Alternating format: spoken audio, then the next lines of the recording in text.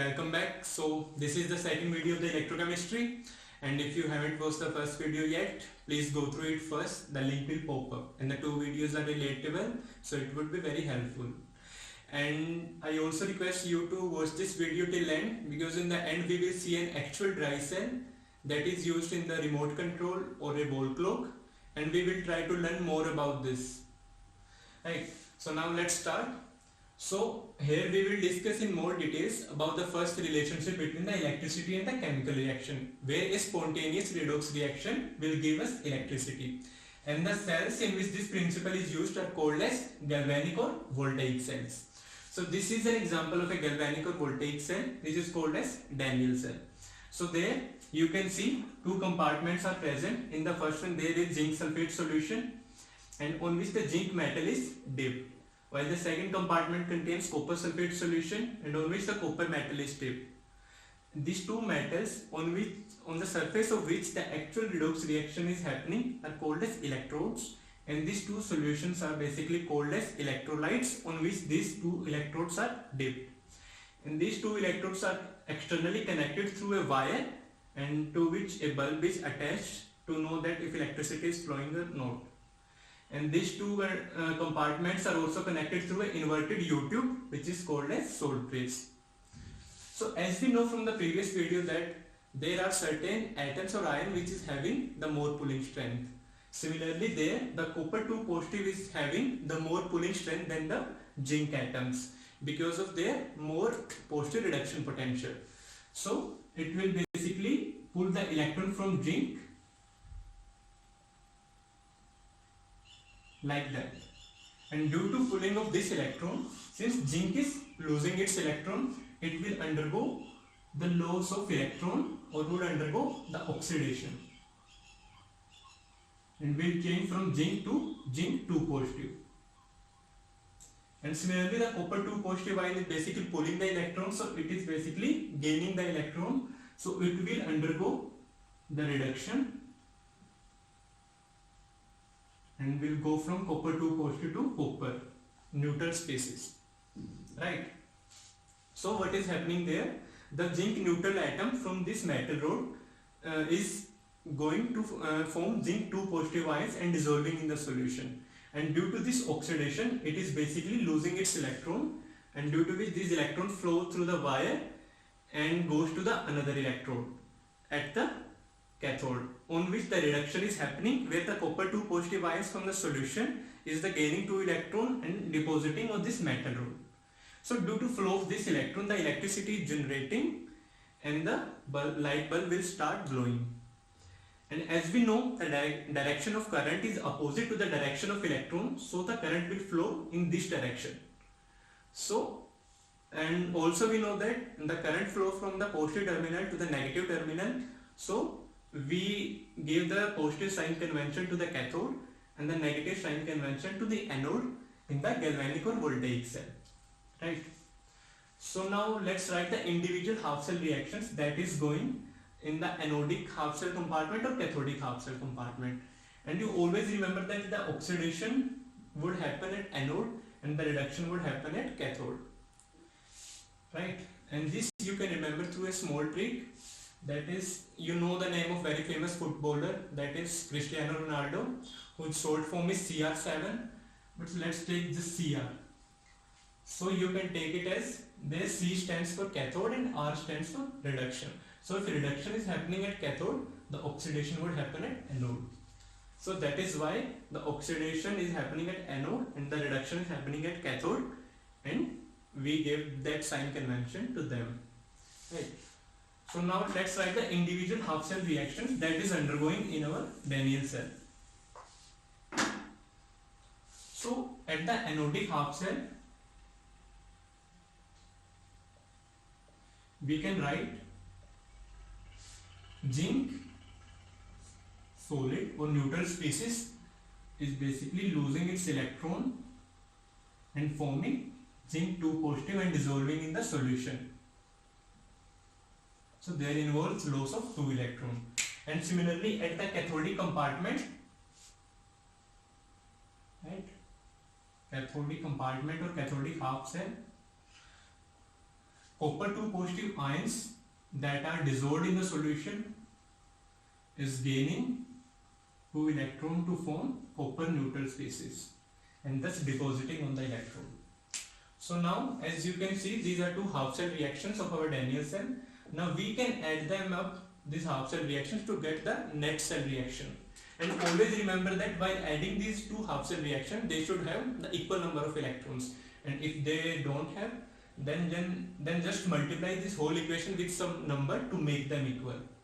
Right now the number of electrons is already 2 in both of the half cell equations, so just add them up to get the net cell reaction involved in our Daniell cell, that is zinc solid plus copper 2 positive aqueous, giving us zinc 2 positive aqueous plus copper solid, right? So this is a net cell reaction where the number of electrons just cancel out each other both sides. So now let's see, at anode the zinc atoms from this metal rod is dissolving in the solution. So as our cell will work, what will happen? This electrode will get thin because the zinc atoms from this electrode is dissolving in the solution by undergoing the oxidation. So this will look like that. And similarly at cathode, as the reduction is happening, so the copper 2 positive ions will start depositing on this electrode and this will get thick as the reaction will proceed. So this will look like something like that. Means this will get thick and this electrode will get thin.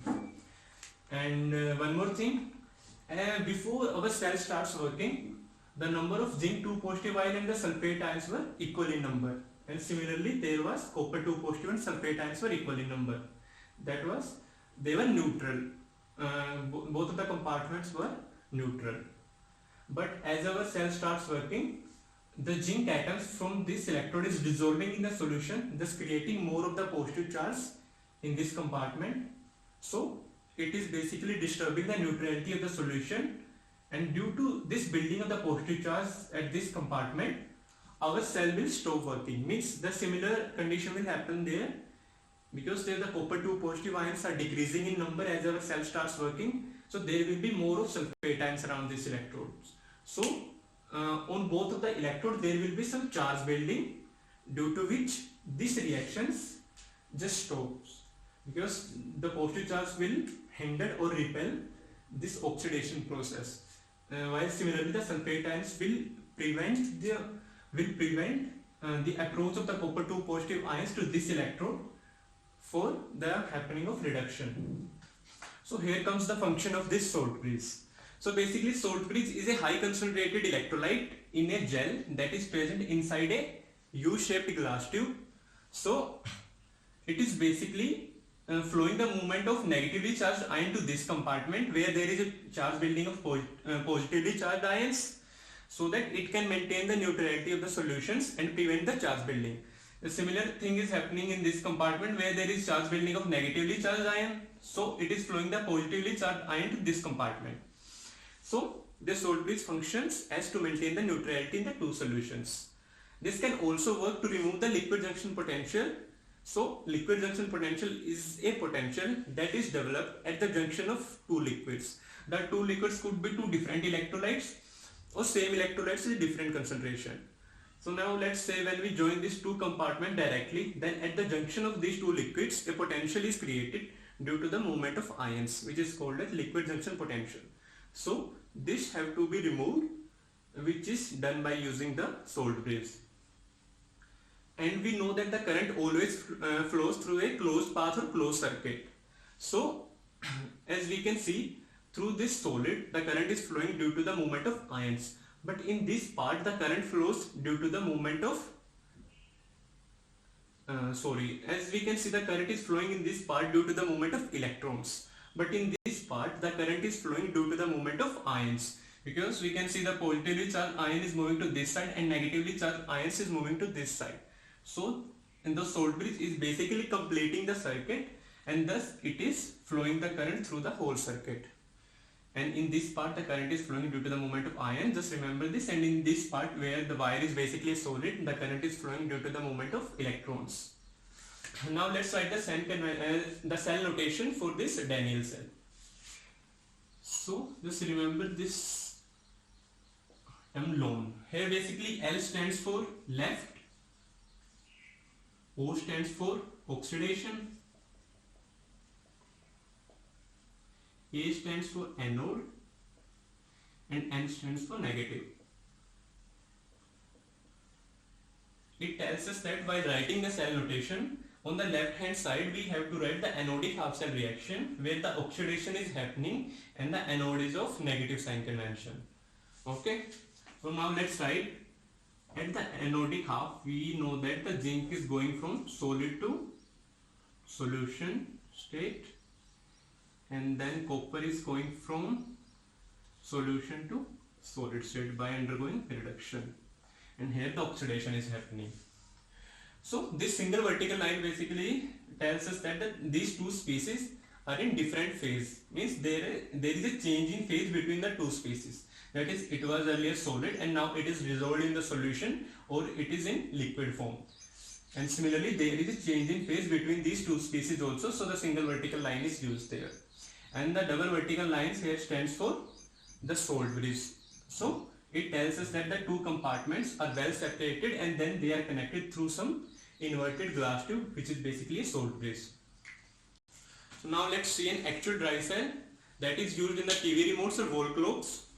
So as you can see, we have removed the cover of this cell so that we can see it more clearly, and the shiny surface of this cell is made up of a zinc, while it has a cap which is made up of an alloy, that is brass, and then there is some black part which is basically a plastic separator and separates these both electrodes or both parts. This cap is then connected to a carbon or graphite rod around which there is powder of manganese dioxide. So basically what is happening, the manganese dioxide is pulling the electrons from zinc, due to which the reduction of manganese takes place by going from +4 to +2 oxidation state, and the oxidation of zinc is taking place by going from 0 to +2 oxidation state. And we know that the oxidation will happen at anode, so this terminal is anode and is of negative sign, as we can see, and this terminal which is basically a carbon or graphite rod on which the reduction is happening, so it is cathode and of positive sign. And this contains a paste of ammonium chloride and zinc chloride as an electrolyte there. And many of us have heard that when we put these cells in the sunlight, we can get some amount of power. Yes, this can be possible, means the sunlight or controlled amount of heat can act as a catalyst. So due to which it basically push the reaction forward up to some extent. It basically speeds up this process, due to which we can get some amount of power. Means this we can relate to the case of when we squeeze and roll the toothpaste to get the some amount of it at the end. Yeah, so this was all about this galvanic or voltaic cells. And now, yeah, one more thing, the lithium ion batteries that we used in the mobile phones can explode sometimes, which basically occurs due to the ignition of the electrolyte that is present inside them, which is generally a lithium salt in the organic solution. So when this organic solution catches fire, an explosion takes place. So this can be occur when the lithium ion batteries are placed nearby some heating source like fire, or when the phone is overheated and reaches the temperature of 500 to 600 degrees Celsius. So then some leakage can take place inside the batteries, and due to which the organic solution can catch fire and an explosion can take place via combustion. This can also take place via the expansion of the batteries that sometimes occur, due to which the electrode get bent, and due to the bending of the electrode, the spark can take place, and which will basically lead to the ignition of these lithium of the organic solution inside the lithium ion batteries, or there is some chance of explosion there. So I hope you have liked this video. If yes, please subscribe and share the channel. Thank you so much.